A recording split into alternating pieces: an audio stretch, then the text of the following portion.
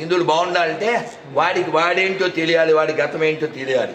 అందుకని బలహీనులైనటువంటి వాళ్ళు దైవం కూడా ఇష్టపడ్డు. అందుకని మీరు బలంగా ఉండండి. 6 బలాలు కలిగి ఉంటేనే మనం బాగున్నట్టు. చెప్పండి అందరూ ఒకసారి. శారీరక, మానసిక, ఆర్థిక, ఆధ్యాత్మిక, సామాజిక, రాజకీయ.